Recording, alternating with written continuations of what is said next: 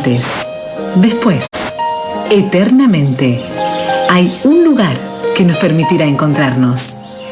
Perpetual, donde perduran los vínculos.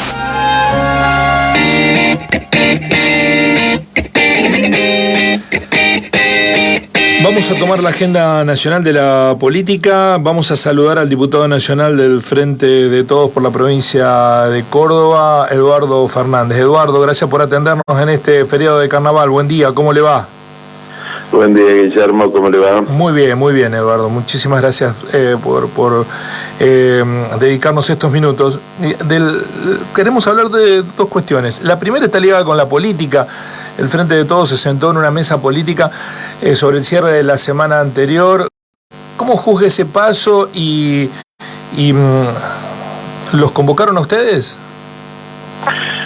Primero, Guillermo, es una noticia muy positiva, ¿no? Para todo el Frente de Todos, la reunión de los sectores que en su momento conformaron a partir de la confluencia de sectores vinculados al PJ, el Frente de Todos, por la decisión política de Cristina, la de Massa, la de Alberto, que son los que se reunieron en el local del PJ el día jueves. Ahora, para nosotros es importante porque el documento, que quizás no refleja toda la discusión que luego ha trascendido durante esas largas horas, es un documento que ratifica cuestiones esenciales que han significado que el Frente de Todos accediera al gobierno, ¿no? De volver a ratificar que lo que en el 2023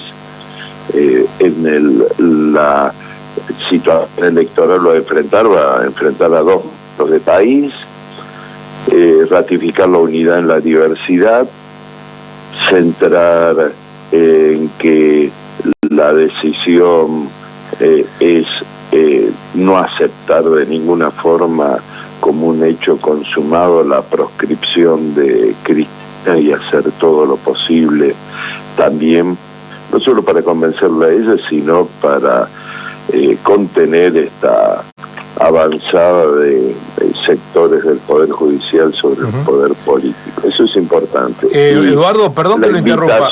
Sí. Perdón que lo interrumpa. No, porque no quiero que avanzar. ¿Está proscripta Cristina? ¿En los hechos está proscripta? En la evaluación política puede ser que no, pero que sí, pero digo, en los hechos, digamos, legalmente, ¿está proscripta? Y sí, uno ve cómo actúa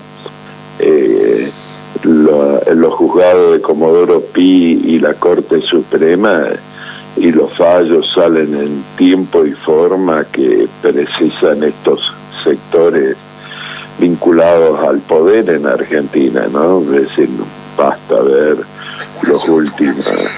las últimas decisiones del Poder Judicial.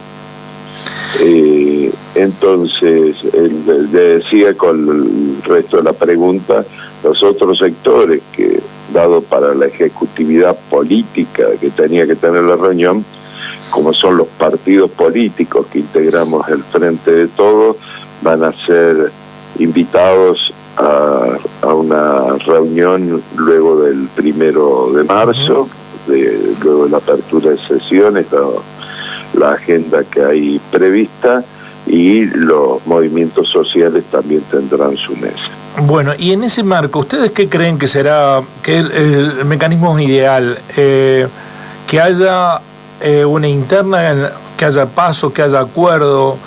La historia política da cuenta de que un presidente en funciones generalmente va en busca de la reelección.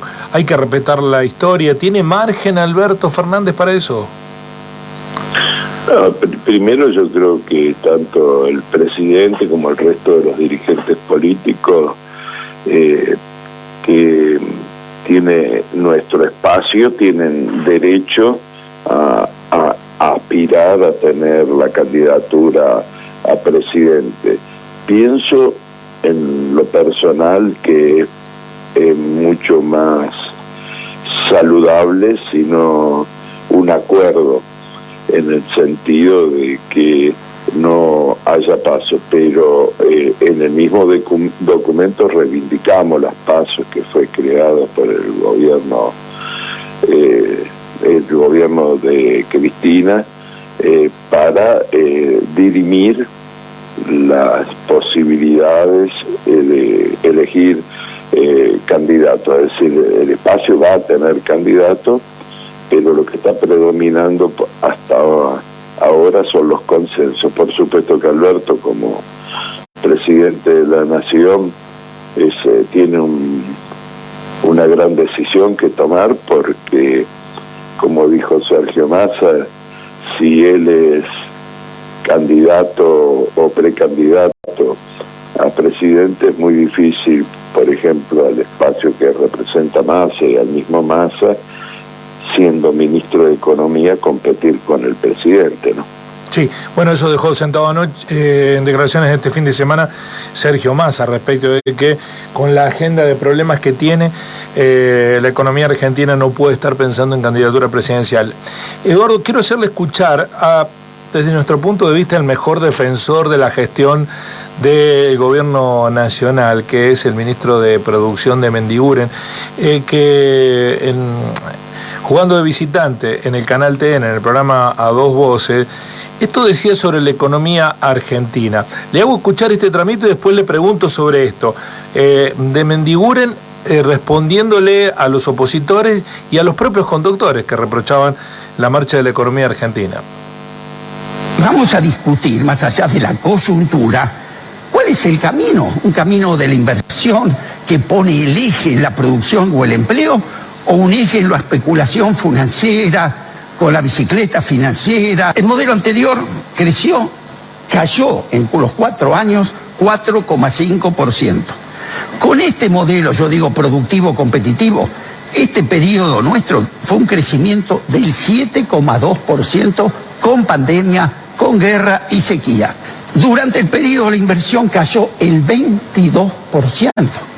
Desde la caída de que este modelo se puso en marcha, el crecimiento de la inversión fue del 44%.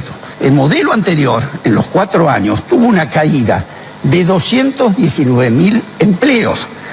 Desde que se puso en marcha con pandemia y con guerra, se crearon 246.000 empleos. Hoy llevamos 23 meses consecutivos de creación de empleo. ¿Es la Argentina hoy una economía cerrada?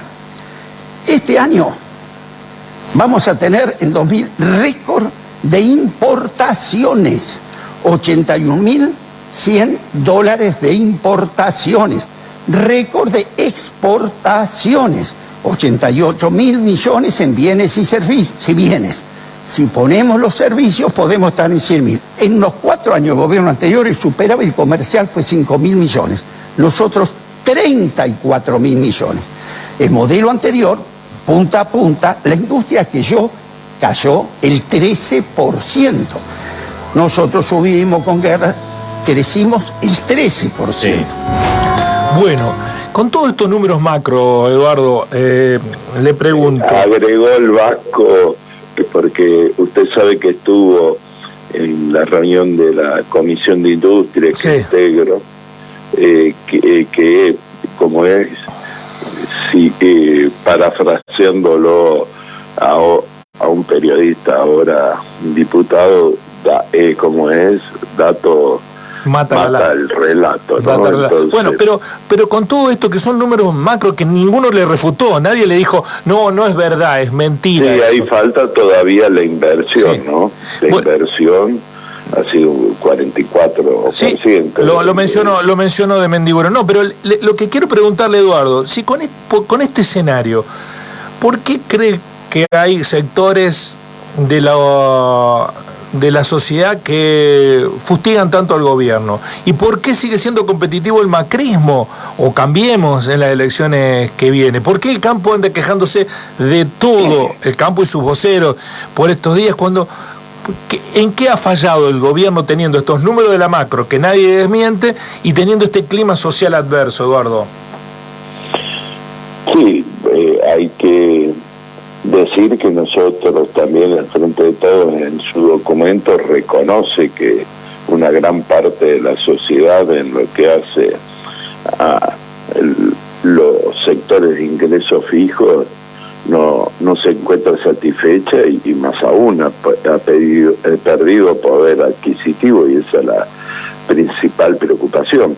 Es muy difícil, con inflaciones del 5 o 6% mensual, que estas cifras macroeconómicas no ganen el desánimo, porque se da la paradoja que tenemos ciudades en el país, localidades, con el 100% de empleo, con requerimiento de trabajadores y empleo más formado, pero a su vez a esos trabajadores no le alcanza el sueldo. Entonces hay que resolver el problema de la inflación, que es el principal problema que hoy tenemos para cumplir lo comprometido al pueblo argentino. Así que la política industrial, vuelvo al inicio, es parte de esos dos modelos de país que al principio también decía el Vasco, se enfrentan en el 2023, y depende de nosotros, no solamente eso, en política de vivienda, en política de educación, salud, investigación y desarrollo, las cifras son contundentes. Sin embargo, como dice usted, estos sectores que durante la pandemia fustigaron el aislamiento, las vacunas, el surgimiento del descreimiento, es parte de los errores seguramente que cometió la administración de nuestro gobierno, pero también el fruto de este permanente hostigamiento, esta intervención del Estado para poder conseguir estos resultados. Entonces, usted lo ve en Córdoba, 3 datos concretos, usted lo hacen, aparece Schiaretti como posibilidad, y ante la indecisión de Juntos por el Cambio con sus candidatos, salen los sectores más reacios y más liberales, los que nunca hacen análisis de lo que pasó en los gobiernos que ellos apoyaron, como es el caso de Tagle, o aparece la mesa de enlace, incluso diciendo que quiere hacer un partido propio para presionar más todavía por sus intereses, o aparece Domingo Cavallo apoyando estas fórmulas. Entonces, me parece que está claro que esto, junto con medios masivos de difusión que todo el día ponen por delante los problemas que son ciertos, nosotros también vivimos en barrios y en ciudades donde nos acercan las preocupaciones, tenemos en este lapso de tiempo que este crecimiento y este desarrollo se transforma en riqueza para todos los argentinos, mejorar la distribución y, por supuesto, mejorar la comunicación con los distintos sectores sociales. Bueno, y aludió el diputado Rodolfo Fernández, el diputado del Frente de Todas, las declaraciones de Domingo Cavallo, que habló con el programa Voz y Voto, La Voz del Interior, y dijo allí: me gustaría ver a Schiaretti presidente, debe existir un solo tipo de cambio, y admiro la dirigencia de Córdoba. Córdoba está bien gobernada. Hay que decir 2 cosas a este respecto. Una, Schiaretti fue el secretario de Industria de Domingo Cavallo en la convertibilidad. No nos olvidemos de esto. Ahí me formé yo como dirigente PYME. Bueno. Empecé ahí, claro. No nos olvidemos. Y hay que agregar que fue el mayor industricidio en las últimas décadas del país. Efectivamente. En el gobierno de Menem se cerraron industrias en todo el país, ¿no? Se propendió a la apertura, pero se beneficiaron los grandes capitales, digamos. La industria concentrada se vio beneficiada, y los importadores. Abro un paréntesis, Está bien que lo la entreviste. estatización de la deuda constituyó algunos de los principales capitales del país. Efectivamente, por eso no es extraño que Cavallo lo elogie a Schiaretti. Tampoco queremos que lo censuren a Cavallo. Lo que sí me sorprende que se olviden de todo lo que fue Cavallo, ¿no? Que le hagan entrevista concesiva y que lo consulten como un exitoso cuando destruyó económicamente este país. Así que no sorprende esto. Finalmente, Eduardo, el escenario cordobés. Usted lo mencionó a Tagle. Tagle vino a Río Cuarto. Tagle es el titular de la Bolsa de Comercio, un hombre de Macri en Córdoba. Apoyó la fórmula Yarlora Llamosas. ¿Usted qué lectura hace de ese escenario? ¿Es un enviado de Macri apoyando a la fórmula de Schiaretti? ¿Cree que hay un acuerdo ahí? Si uno termina de leer las noticias y lee a otra enviada de Macri, que es Patricia Bullrich, ofreciendo o entrometiéndose en el desarrollo de la fórmula de Juntos por el Cambio en Córdoba, que favorecería también las aspiraciones, se están peleando a ver quién es el mejor alumno. Por eso la obligación nuestra del Frente de Todos, de los partidos que integramos el Frente de Todos, lo vamos a ratificar en los próximos días.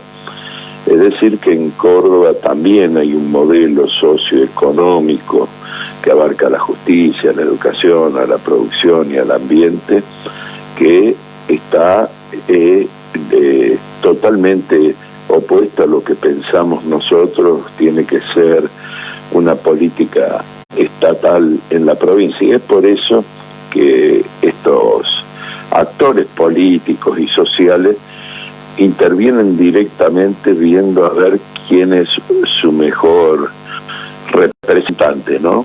No surge de las unidades básicas, no surge de los comités radicales, no surge de las necesidades de la población y de otro tipo de participación ciudadana, sino surge de los sectores del poder. Y a esto anote que en los próximos días, cuando diserte Cavallo, discúlpeme, mire el furcio, Schiaretti en la Fundación Mediterránea va a ratificar y va ya a entrar a hablar del programa nacional. Es decir, no puede haber administración provincial y criterio de manejo del Estado y de la cosa pública muy diferente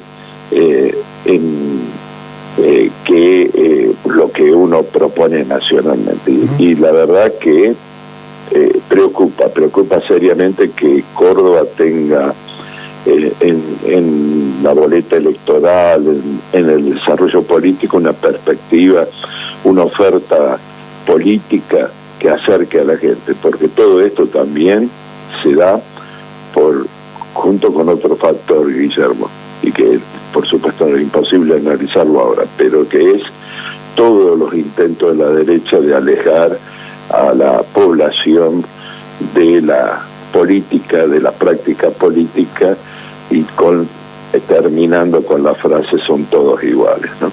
Eduardo, para finalizar, ¿va a haber mesa del Frente de Todos en Córdoba? Porque hay sectores del Frente de Córdoba que están coqueteando con Yarlora, lo está haciendo Martín Gil en Villa María. ¿Usted cree que para resolver estas diferencias debe haber una mesa del Frente de Todos Córdoba? Sí, indudablemente, con otra característica en Córdoba, Guillermo. Acá no está el PJ oficial. Yo cuando iniciaba y le decía, ante su pregunta, el análisis de la Mesa Nacional, hay distintas vertientes, pero está el PJ estructuralmente. Alberto Fernández, el presidente del Partido Justicialista, y tiene vicepresidentes que son de las distintas corrientes.